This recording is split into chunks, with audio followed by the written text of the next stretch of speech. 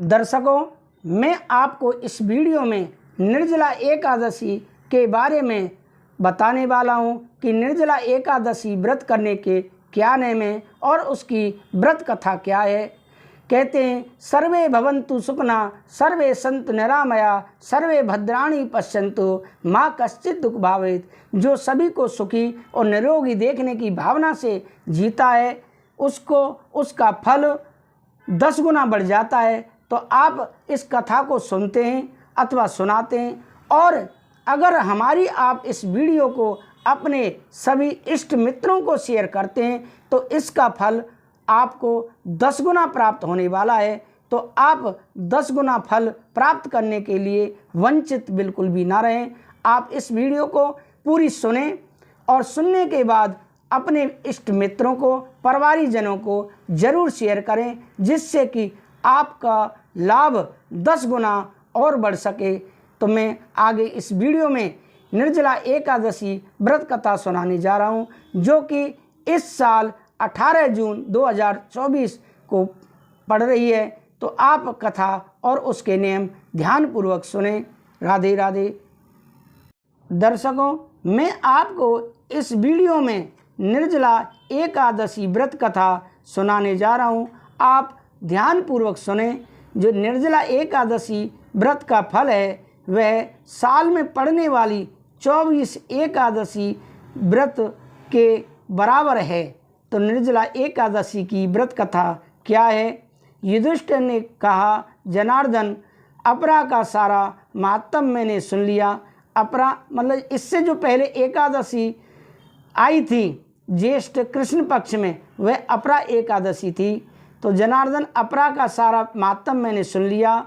अब ज्येष्ठ शुक्ल पक्ष में जो एकादशी हो उसका वर्णन कीजिए।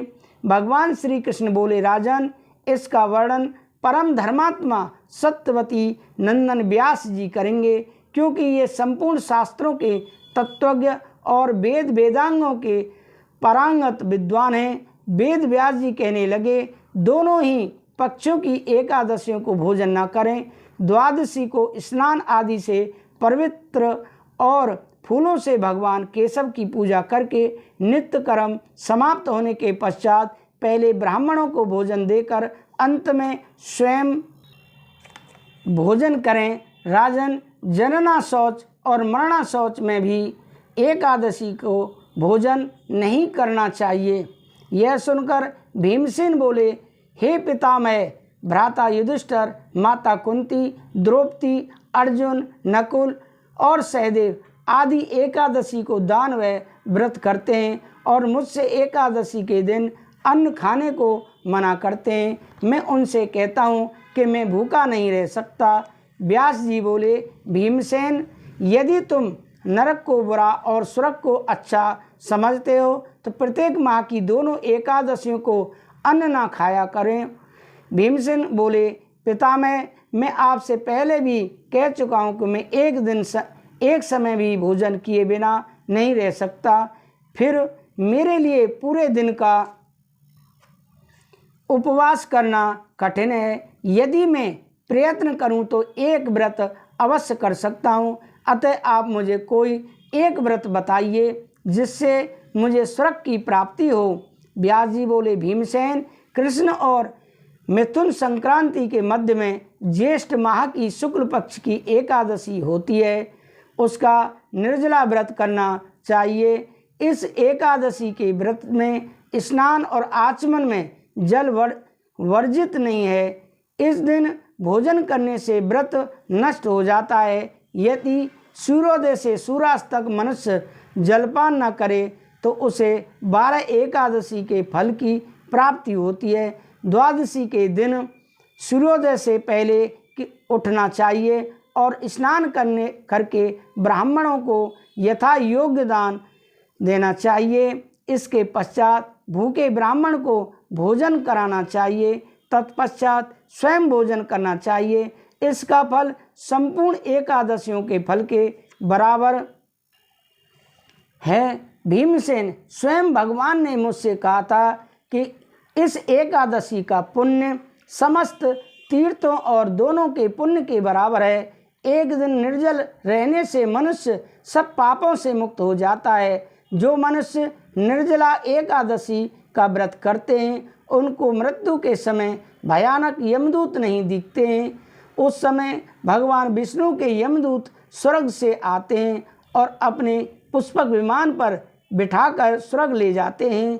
अतः संसार में सबसे श्रेष्ठ निर्जला एकादशी का व्रत है। अतः यत्न पूर्वक इस एकादशी का निर्जल व्रत करना चाहिए।